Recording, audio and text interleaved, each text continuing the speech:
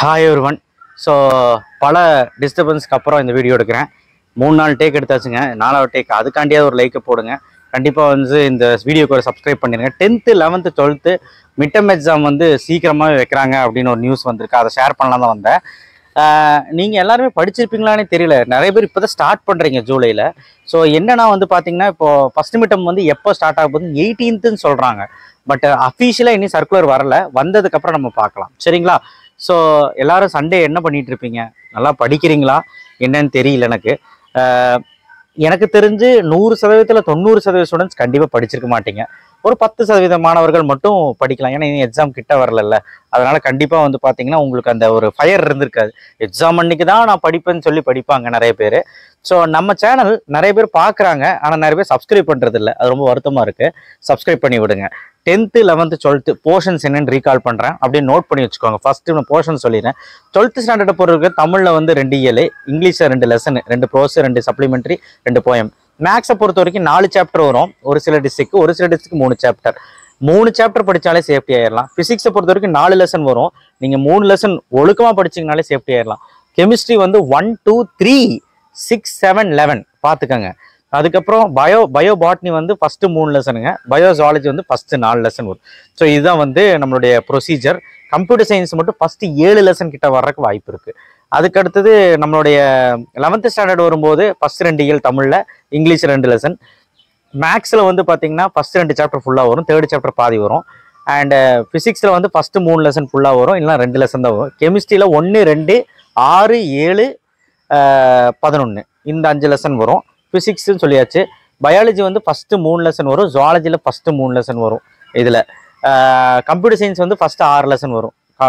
So எல்லாமே சொல்லிட்டேன் நினைக்கிறேன். 11th 10th ஸ்டாண்டர்டை பொறுத்த வரைக்கும் சயின்ஸ் எடுத்துக்கிட்டிங்கன்னா ஃபிசிக்ஸில் 2 லெசன், கெமிஸ்ட்ரியில் 1 லெசன், பயாலஜியில் 3 லெசன். இதுதான் வந்து போர்ஷன்ஸு.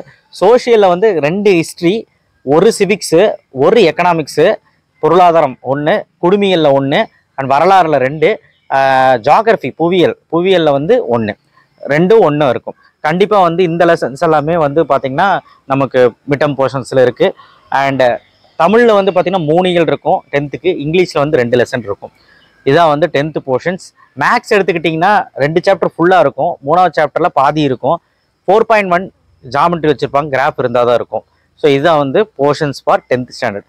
சரி, இவ்வளோ போர்ஷன்ஸ் சொன்னேனே, இதெல்லாம் எவ்வளோ பேர் கம்ப்ளீட் பண்ணியிருப்பீங்க? கம்ப்ளீட் பண்ணியிருந்தீங்கன்னா கமெண்ட் பாக்ஸில் கமெண்ட் பண்ணுங்கள். கண்டிப்பாக கம்ப்ளீட் பண்ணியிருக்க வாய்ப்பே இல்லை.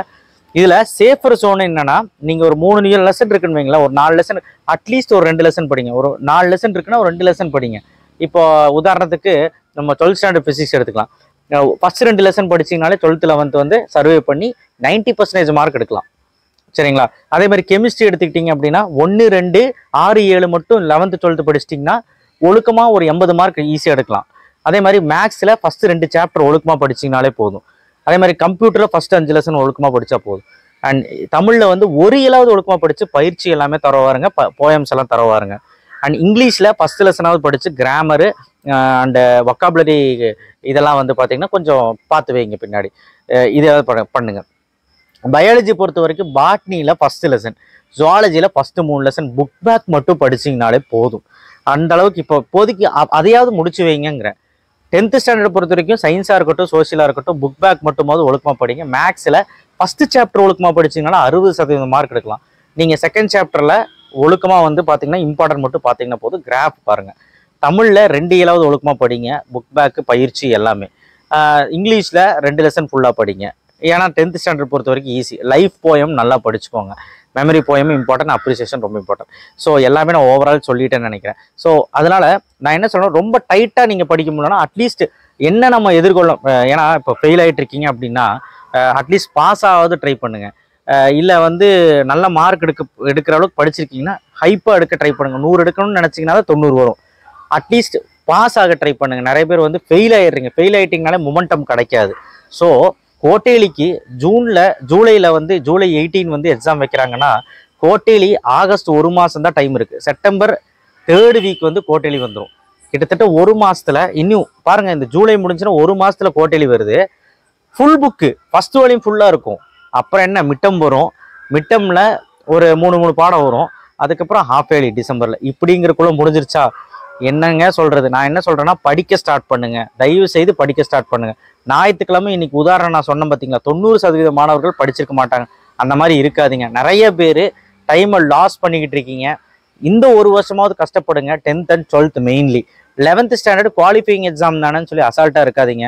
ஏன்னா உங்களுக்குமே அதில் லைஃப் இருக்குது. காம்படிட்டிவ் எக்ஸாம்ஸ் எல்லாம் நிறைய வந்து கிளியர் பண்ணலாம் 11th ஒழுக்கமாக படித்தா. ஸோ 11th ஒழுக்கமாக படித்தா தான் 12th ஈஸி.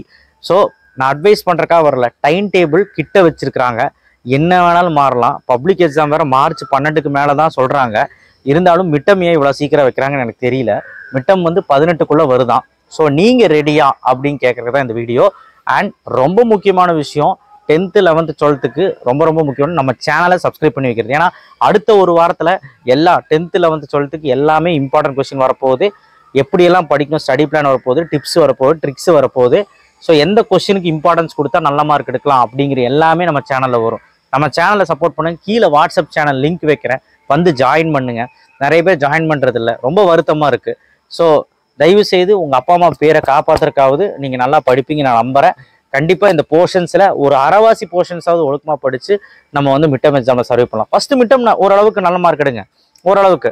அதுக்கப்புறம் குவார்டர்லியில் பார்த்துக்கலாம். நம்ம அந்த ஒரு மாதம் டைமில் படிச்சுக்கலாம். இந்த சேலஞ்ச் வேறு மேக்ஸ் சேலஞ்ச் மறந்துடாதீங்க. மண்டே, டியூஸ்டே, தேர்ஸ்டே, ஃப்ரைடே தான் 4 நாள் தான் சேலஞ்ச். எல்லாரும் சேலஞ்ச் கேட்டு இருந்தீங்க, 4 நாள் தான் சேலஞ்ச். 4 நாள் மேக்ஸ் படித்தாலே போதும், நான் எல்லாமே அதில் கவர் பண்ணிடுவேன். ஓகேவா? தேங்க்யூ. ஷேர் பண்ணுங்கள், சப்ஸ்கிரைப் பண்ணுங்கள், மறக்காம பெல் ஐக்கனை ப்ரெஸ் பண்ணுங்கள். தயவு செய்து ஒரு விஷயத்த மறந்துடாதீங்க. ஞாயிற்றுக்கிழமை இன்னைக்கு எவ்வளோ பேர் சும்மா இருக்குங்கன்னு சொன்னேன்னா, அந்த மாதிரி நான் வருங்காலத்தில் கேட்பேன், எவ்வளோ பேர் சும்மா இருக்கீங்கன்ட்டு கமெண்ட் பாக்ஸில் கமெண்ட் பண்ணுங்கள். ஏன்னா எவ்வளோ பேர் படிக்கிறீங்க, எவ்வளோ பேர் சும்மா இருக்கீங்க கமெண்ட் பாக்ஸில் கமெண்ட் பண்ணுங்கள். சரியா? சொல்லணும். இப்போ இந்த வீடியோ பார்த்துட்டு இருக்கீங்களா, நீங்கள் சொல்லுங்கள், எவ்வளோ பேர் சும்மா இருக்கீங்க, எவ்வளோ பேர் படிச்சுட்டு இருக்கீங்க, நான் தெரிஞ்சுக்கிறேன். தேங்க்யூ.